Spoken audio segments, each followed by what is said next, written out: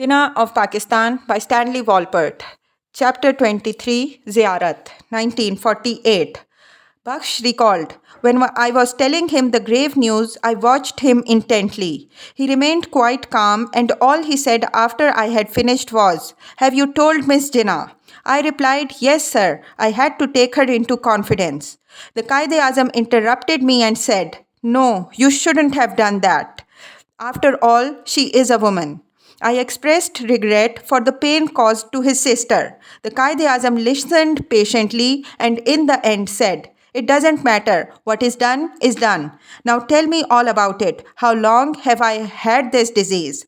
What are the chances of my overcoming it? How long will the treatment last? I should like to know everything, and you must not hesitate to tell me the whole truth." I replied, I felt confident that with the aid of the latest drugs, there should be a fair chance of a considerable improvement. Isfahani flew in from New York that week and offered to arrange for any medical aid from America that might be needed, which he was ready to bring in a special plane if Dr. Baksh thought it advisable. He inquired about the nature of the illness, which of course I could not reveal. Baksh noted allowing Jinnah's friend to see him alone. However, after his interview, he came downstairs, visibly moved. I hoped he had not betrayed his anxiety before the patient. In his evident concern, he repeated his offer of medical help from America, but there was nothing any American doctor could have done that Dr. Baksh was not trying to do. No cure had been discovered for the tuberculosis turned to lung cancer that had by then almost totally consumed both his lungs. Liaquat arrived shortly after Isfahani left and spent about half an hour alone with Jinnah. He must have seen what anyone allowed close enough to look could have seen. The Governor General was dying. The Qaid-e-Azam would soon to be no more, and the burden of leading Pakistan would fall upon his shoulders, his ulcer, his life. Fatma, who had never really liked Liaquat or his Begum. Perhaps she blamed them for helping lure Jinnah back to India from his Hampstead retreat, where she and her beloved brother might have lived their lives out in peace and quiet contentment. Subsequently reported that after Liaquat left, Jinnah told her with trembling voice, "Do you know why he has come? He wants to know how serious my illness is, how long I will last." It was doubtless true, yet hardly as opprobrious as Fatma considered it under the circumstances. There was, after all, still a nation to be run, millions of displaced persons to be fed and cared for, an undeclared war in Kashmir to be fought, a constitution to be drafted, dissident Bengalis, Pathans, Balochis, Punjabis, and Sindhis somehow to be satisfied. To Liaquat, a displaced Nawabzada from the United Provinces and Oxford, it must have seemed odd to be there in Ziyarat, still a mere courtier to that imperious regal couple, though he was almost 53. The Prime Minister would have little more than 3 years after Jinnah died before a hired assassin's bullet claimed his life in mid-October 1951 in Rawalpindi. Dr. Baksh remarked of Liaquat, "Downstairs in the drawing room, I met the Prime Minister. He anxiously inquired about the Qaid-e-Azam, complimented me on having won the first round by securing the patient's confidence, and expressed the hope that it would contribute to his recovery. He also urged me to probe into the root cause of the persistent disease. I assured him that despite the Qaid-e-Azam's serious condition, there was reason to hope that if he responded to the latest medicines which had been sent for from Karachi, he might yet overcome the trouble, and that the most hopeful feature was the patient's strong power of resistance. I was moved by the Prime Minister's deep concern for the health of his chief and old comrade." Streptomycin arrived and was administered, but miracle drug that it was, it could not achieve the impossible, nor did the prayers of Jinnah's nation, voiced from every mosque in Pakistan and elsewhere throughout the Muslim world on August 7th, suffice to turn the inexorable tide of the insidious disease that silently consumed his lungs. By August 9th, edema of the feet set in, and the medical staff surrounding the Qaid decided it would be best to remove him to a lower altitude. Ziyarat's rarefied atmosphere appeared to be imposing too great a strain on his failing heart and kidneys. Injections of Coramine and ultraviolet therapy proved useless. Jinnah, however, was reluctant to move anywhere, especially on the eve of Independence Day, which was precisely when Baksh advised driving him down to Quetta. This is impossible, the Governor General replied. The earliest would be the 15th. They feared that date might be too late, enlisting Fatma's support in pressing him till at last he agreed. Jinnah's final journey home began on August 13th at 3:30 p.m. He insisted on wearing a brand new suit with a tie to match and a handkerchief in his vanity pocket. Fatma recalled, I helped him put on his polished pump shoes. He was brought down on a stretcher and was placed in a semi-reclining position in the back of a big Hummer car, in which we traveled to Quetta. Though many precautions had been taken to keep the move top secret, cheering crowds lined the road along their winding descent. The Humber had escort cars and a jeep front and rear, so it was quite a convoy with the Governor General's handsome blue flags flying as they bumped over the rocky, ill-surfaced road that had never borne so important or imposing an entourage before. They stopped for tea about a mile past the rest house, since Jinnah had noticed about a dozen men standing round there and wanting no intrusive eyes seeing how weak he was. Dr. Baldish remembered. We reached Quetta just before sunset after about 4 hours driving. The residency had been cleared of all visitors and we shifted him on a stretcher to his bedroom on the first floor. I examined his pulse and found that every 10th or 15th beat was missing. I ascribed the abnormality in the pulse to the exhaustion of the journey and hoped it would disappear with rest. Next morning, August the 14th, was the anniversary of the establishment of Pakistan. We visited the Qaid-e-Azam at about 8:30. I said, Sir, we are very fortunate in having brought you down to Quetta without any mishap. It was risky to shift you from Ziyarat in such a weak state. Qaid-e-Azam smiled, saying, Yes, I am glad you have brought me here. I was caught in a trap at Ziyarat. A statement published that morning in Pakistan's daily newspapers was entitled The Qaid-e-Azam's Message to the Citizens of Pakistan, but was obviously composed in Karachi, not Ziyarat. Today, we are celebrating the first anniversary of our freedom. We have faced the year with courage, determination and imagination, and the record of our achievements has been a wonderful one in warding off the blows of the enemy. I congratulate you all, my ministers, under the leadership of the Prime Minister. Jinnah had written none of it, of course. He wrote nothing any longer and barely glanced at the morning papers. How remote that glorious carriage ride with Mountbatten must have seemed to him on this first anniversary. The air ringing with shouts of Pakistan Zindabad and his most pressing fear of death then from an unknown assassin's bullet. The countless traps set for him, some baited so handsomely, provincial governor, prime minister, knighthood, he had eluded them all. Daggers, guns, bombs, all of them had missed the grey wolf. He had proved himself too fast, too elusive, too strong for them.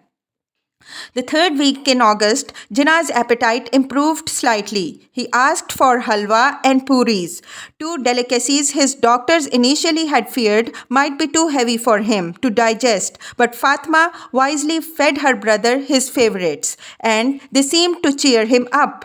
The doctors tried to get him to move as much as possible by sitting him up in bed for his meals, then standing him on his feet, walking him a bit, trying to keep his muscles from atrophying and trying to help his digestive system to function.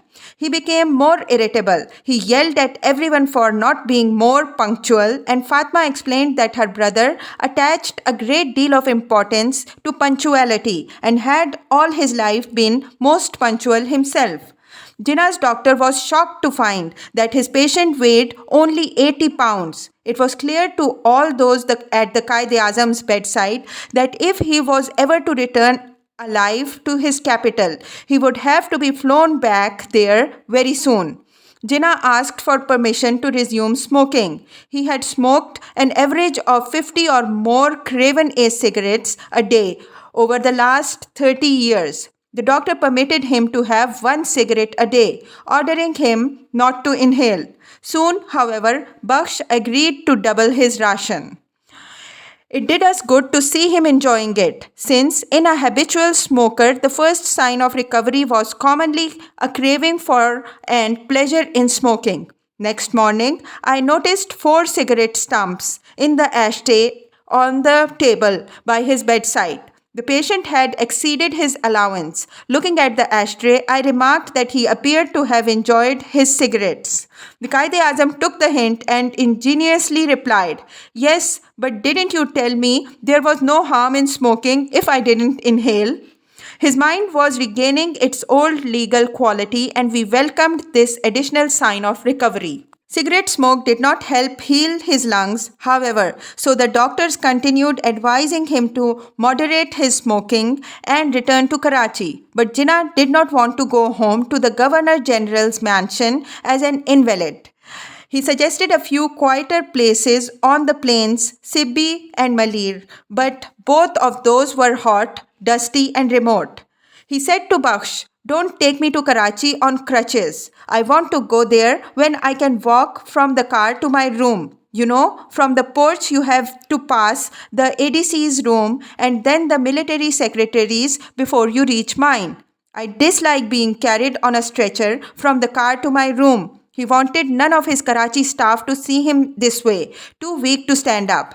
Jinnah practically stopped eating after August 28th, and whenever Bakhsh urged him to take some food, he was told, "Doctor, you are overfeeding me. I have never taken so much food before, even when I was quite well. Some years ago, we had a European diplomat to dinner in Bombay. He did not take the soup when it was served. I noticed this, but thought perhaps he was not fond of soup. When the fish was brought, he refused that also. I was surprised but kept quiet. But when the joint was served and he didn't touch it, I couldn't refrain from asking him the reason of this abstinence. Our guest replied that he had been living on lettuce for last 6 months. We were all the more surprised because he appeared to be in very good health. Now, do you think a man can live for such a long time on lettuce and maintain good health?" Jinnah lived on a few cups of tea and coffee and some plain water to swallow his pills. He lay in bed quietly all day, listless, apathetic, depressed. "Fati, I am no longer interested in living. The sooner I go, the better," he confessed before the month ended. "It does not matter whether I live or die," he told Bakhsh on August 29th. Bakhsh noticed tears in his eyes and was startled by this manifestation of feeling in one generally looked upon as unemotional and unbending. He had always felt that he had been kept going, despite his low vitality, by an indomitable will. I knew from experience that when a patient gave up the fight, no treatment, however perfect, could achieve much, and was therefore greatly distressed to find that the man of iron will had given up the fight. By September, Jinnah had pneumonia as well as tuberculosis and cancer of the lungs. His temperature rose to about 100 degrees, with his pulse disproportionately higher, and his heartbeat was irregular, occasionally missing. Oxygen was required to help him breathe. Isfahani was cabled to call Dr. Hinshaw of the Mayo Clinic in Minnesota to fly immediately to Quetta for consultation. Baksh also sent for Dr. M. A. Mistry from Karachi. Mistry arrived the next morning, September 9th. Mistry and Baksh had been classmates at Guy's Hospital in London, where both had received their MDs in 1931. After examining the patient, Mistry confirmed his friend's diagnosis, treatment, and advice, judging that there was really nothing more any American doctor could do. Jinnah was heard muttering aloud as he tossed about uncomfortably in bed.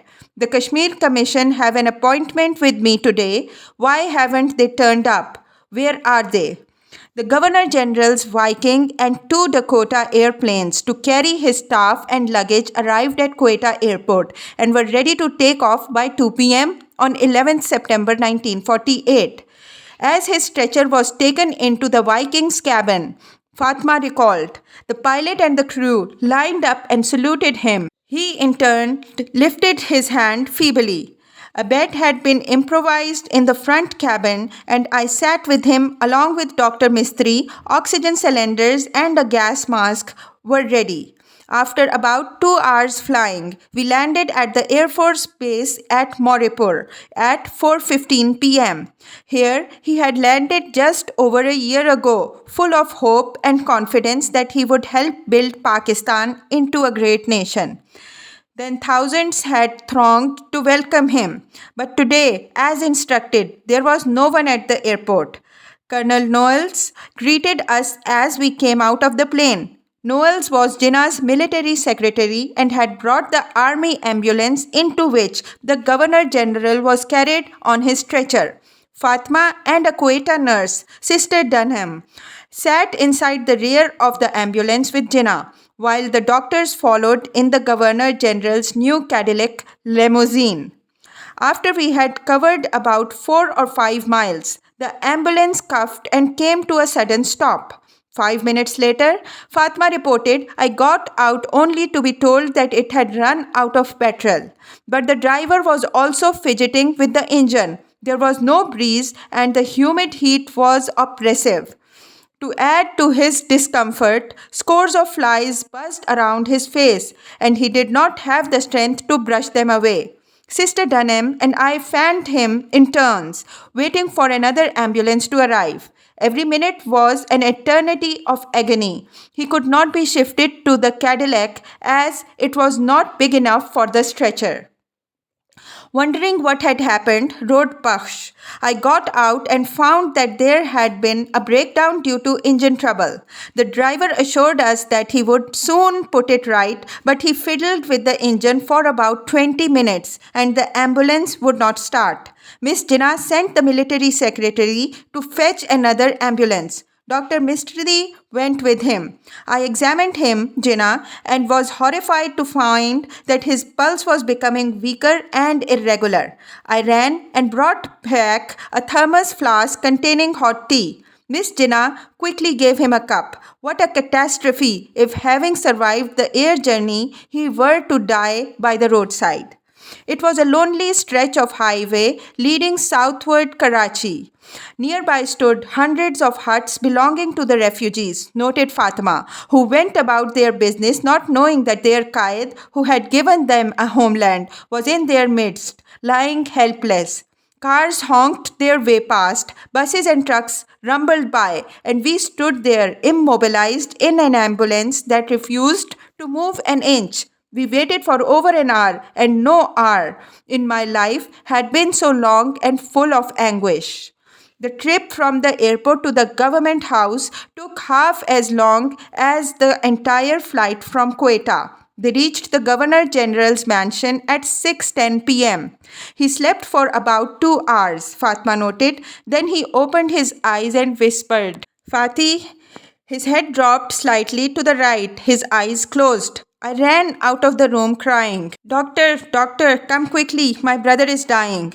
Where are the doctors? In a few moments, they were there, examining him and giving him injections. I stood there, motionless, speechless. Then I saw them cover his body, head to foot, with a sheet and fainted on the floor. Quaid-e-Azam Jinnah died at 10:20 p.m. on September 11, 1948. All that remained of him weighed only 70 pounds. Wrapped in a simple shroud, he was buried the next day in Karachi, where a handsome domed monument of pink marble now stands, housing the remains of one of history's most remarkable, tenacious, enigmatic figures. Fatma Jinnah, who inherited most of her brother's estate, remained in Pakistan till her death on July 9, 1967.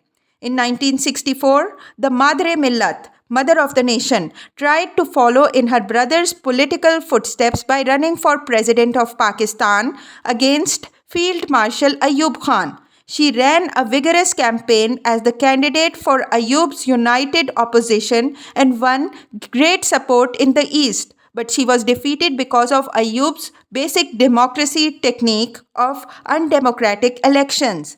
After that, she resumed her former life of luxurious isolation, spending her final years in virtual solitude and reflecting on the remarkable man to whom she had devoted herself. Jinnah's daughter Dina never joined her father in Pakistan while he lived. She came to Karachi only for his funeral. When Dina married Neville Wadia, a Parsi born Christian, Jinnah tried his best to dissuade her, going almost as far as Sir Dinshaw Petit had with his daughter. As Justice Chagla recalled, Jinnah, in his usual imperious manner, told her that there were millions of Muslim boys in India and she could have anyone she chose. Then the young lady, who was more than a match for her father, replied, "Father, there were millions of Muslim girls in India. Why did you not marry one of them?" Jinnah never spoke to his daughter after she married, and though they did correspond, he always addressed her formally as Mrs. Wadia and never talked of her to his friends, insisting indeed that he had no daughter. Dina and Neville Wadia kept house in Bombay and had two children, soon after which they separated. Neville, who presided over the Wadia commercial and textile empire there, passed control of his business on to his son Nusli, who chairs the board of Wadia Industries Limited and has two sons. Jinnah's only great-grandchildren who live in Bombay as citizens of India. Dina and Neville had a daughter as well, who apparently lives in Manhattan as something of a recluse, but was too young to remember Jinnah and saw little of him, according to her father. Neville Wadia left India after divorcing Dina, choosing to reside in Switzerland. Dina moved to New York City and lived alone in a splendid apartment on Madison Avenue until at least 1982. Thus, none of Jinnah's direct descendants ever opted for Pakistan.